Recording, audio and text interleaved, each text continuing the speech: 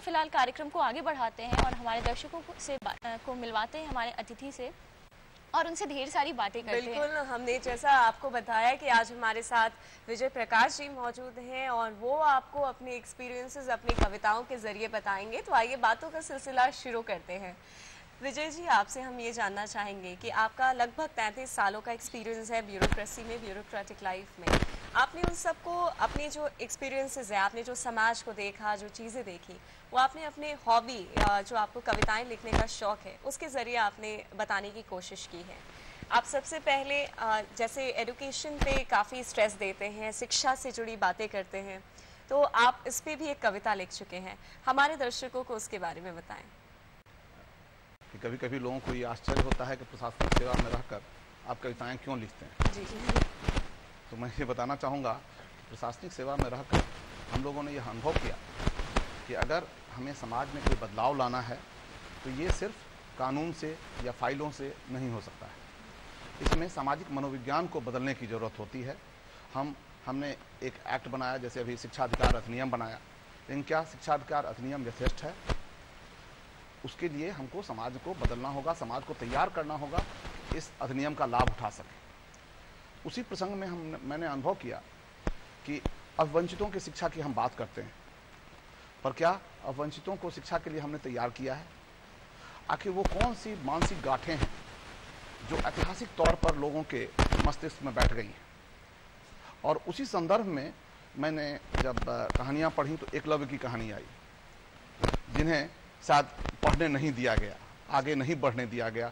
उनके गुरु ने, द्रोणाचार्य ने उनके अंगूठा कटवा दिया। और इसका कितना असर पड़ता है मैं आपको बताना चाहूँगा कि अभी भी छत्तीसगढ़ इलाके में जो भील जातियाँ हैं, मध्य प्रदेश और छत्तीसगढ़ के इलाके में, वहाँ लोग अंगूठा से तीर नहीं चलाते हैं। अंगूठा रख करके ये उंगली है, 4 फिंगर और मिडिल फिंगर, इन दोनों के बीच से तीर चलाते हैं।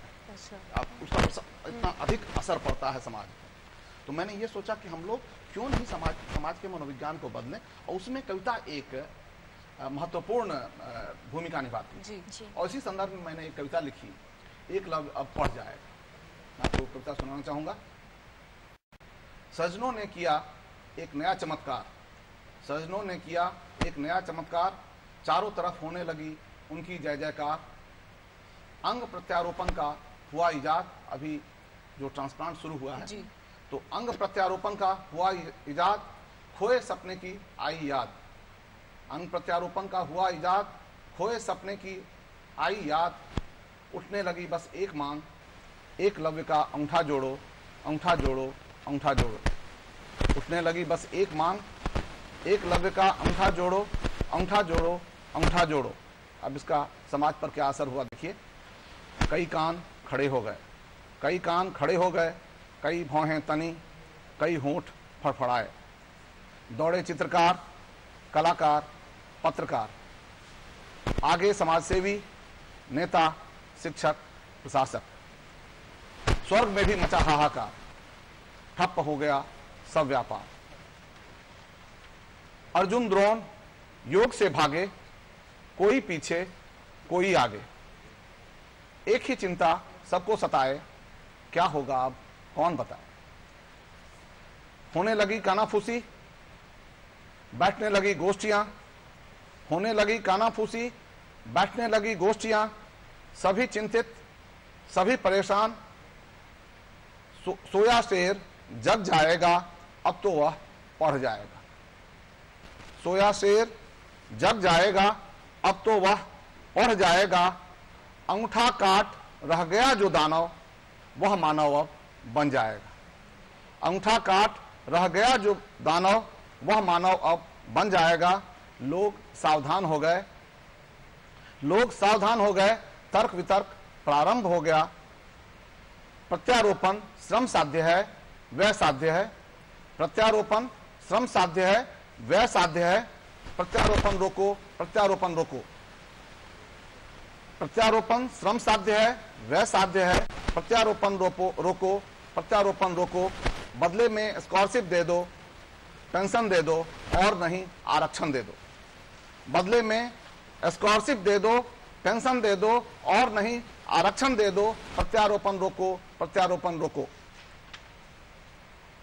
अंगूठा जब जुड़ जाएगा नया धनुर्धर बन जाएगा। अंगूठा जब जुड़ जाएगा नया धनुर्धर बन जाएगा, सभी समीकरण उजड़ जाएगा, बना बनाया बिगड़ जाएगा।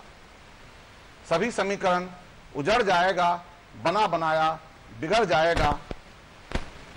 एकलव्य अब जाग गया है, एकलव्य अब जाग गया है, अपनी क्षमता पहचान गया है।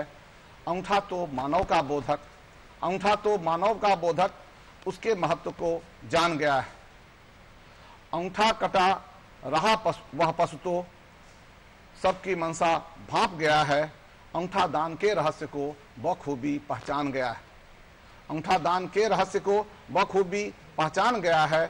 अंगूठा जुड़वाकर अब तो सभी कार्य वह कर पाएगा। दबी हुई सभी अभिलाषाएं अब तो वह साकार करेगा। दबी हुई सभी अभिलाषाएं वह तो अब साकार करेगा। सभी बाधाओं का वह पूरी तरह प्रतिकार करेगा।